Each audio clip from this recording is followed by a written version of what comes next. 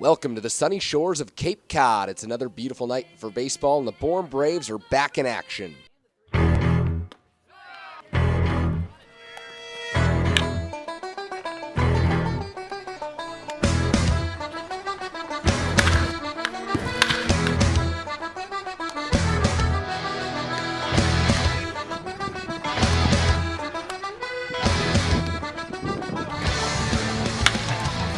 Cape Cod Baseball League, where the best players from across the country come together and square off against one another.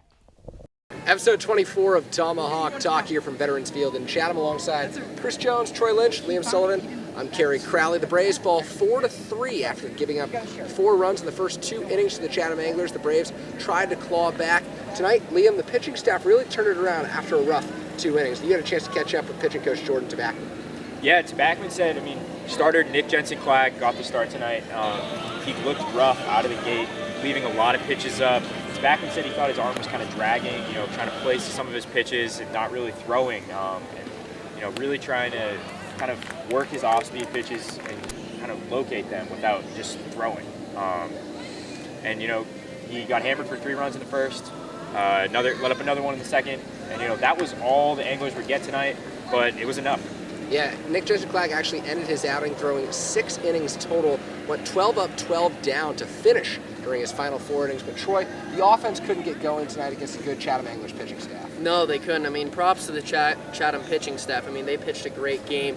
But, the only runs that the Braves scored, they were not very pretty. Pete Alonso, he probably had the prettiest run of the game with an RBI single, but then all the other ones, it was a sacrifice fly by Camden Duznak, and then after that, it was a fielder's choice that eventually scored a run. So, if the Braves, if they want to start winning again, they got to start making solid contact and find ways to drive them in. Speaking of victories, Chris, this would have been an important game for the Braves to win. Instead, they fall to 10-12-2, but they really had a chance to pick up some momentum tonight. Yeah, the Gatemen are doing everything in their power to allow the Braves to leapfrog them, but unfortunately, the last couple days, it just hasn't been the Braves' number as they fall yesterday to Katuitt in devastating fashion. Then tonight, just couldn't come from behind. They're just down too much, too early to come back. So let's see if the Gatemen continue to just drop ball games and if the Braves can pick up where they left off.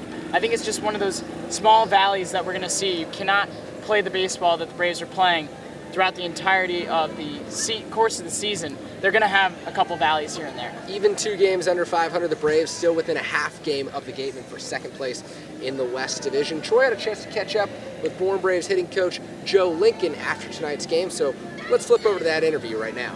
It was a tough night for the Bourne Braves. They fall to the Chatham Anglers 4-3. Nick Jensen-Clack, he got the start after letting up 4 runs in the first 2 innings. He was pretty solid after that, and so was Kyle Driscoll. What did you think about their performance? Yeah, he kind of got off to a rough start, but he bounced back pretty good. The last 7 innings of the game, he put up a bunch of zeros. Nothing more he could ask for. When we took Clack out, he was begging to go out there one more inning because he'd been throwing so well.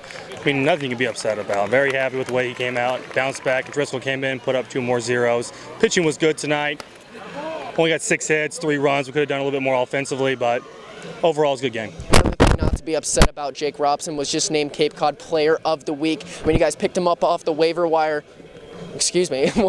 And how big has he been for you guys since you guys picked him up? Oh, Robson's been huge for us. We're very lucky that Brewster, let him go and we were able to pick him up. He's done great things for us offensively, defensively. There's not much more we could ask out of Jake Robson. He's done a great job out there, and we're just happy to have him. Awesome. Thank you, Coach. We'll send it back to Tomahawk Talk. Just want to mention before we come back to our T-Talk segment that Jack Anderson, again, Chris, he pitched in that game for Katuitt tonight, absolutely getting his arm abused, as you could tell the facial expression for Liam. But for a submariner, guys can throw every night. He threw 47 pitches last night, and he's back out there today through another inning of work. Jack Anderson, we feel for you, bud. Katuitt ended up winning that ball game 2-1. But here, let's keep it with the Braves. The Braves fall 4-3. And before we pick our players of the game, our favorite segment, we'll go to our second favorite segment, the newest one, T-Talk.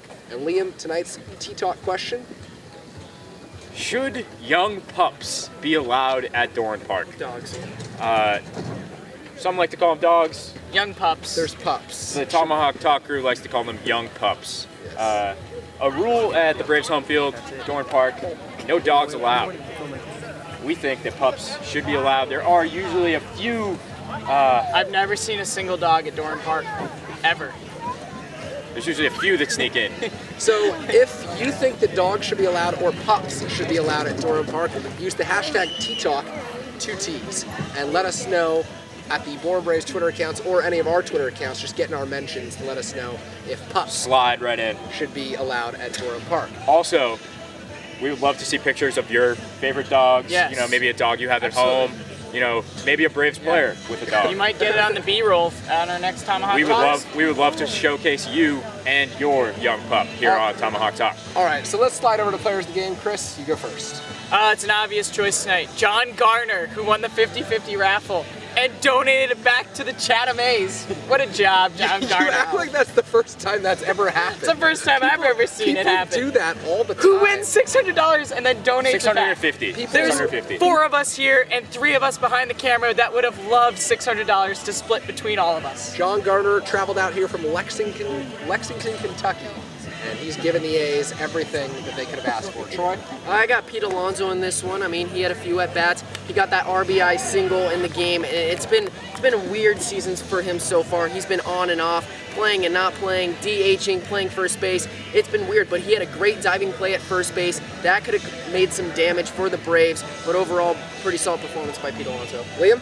I'm going to go Jacob Robson, had an RBI fielder's choice, continued his hit streak by poking one over the third baseman's head, and also drew a walk in this contest. Reigning Cape League Player of the Week, and he continues his hot ways tonight. Has now hit safely in 10 of the last 11. Could go Ryan Bolt for my choice. He had 2 walks tonight, also had a single. Thought about Mike Garzillo. He had a walk, a sac bunt, scored a run, did everything well for the Bourne Braves. I'll take Kyle Driscoll out of the bullpen, pitched in a pressure situation. Needed to keep the Bourne Braves within a run and did so in 2 consecutive frames and punctuated his outing with a strikeout to end it. So that does it for us from Veterans So Field. are you going to apologize to their Yeah, families? you're going to apologize to their families? Garzillos, Bolts. Oh, well, actually, yes, I will apologize to the Garzillo and Bolt families because those are 2 nice young gentlemen who deserve more from me. Are we allowed to call out the Keyfaber family for accepting our apology? Yes. Thank you. Thank you, Randy Randy. Keyfaber, for Randy sending Keyfaber. in your apology, or for accepting our apology. It was very heartfelt. And telling us what a Commodore was. Yes. That was So huge. get on Twitter, use hashtag TTalk. Let us know if pups 2 should be Ts. allowed at Bourne Park. That does it for Veterans 2 Field. Ts. The Braves lose 4-3. And makes the catch for the final out of the ball game. Ball game over. Bravos win. Fastball off the outside corner, gets away from the catcher Logan Ice. Here comes Garzillo. He scores the winning run. The Braves take it 4-3 on a wild pitch.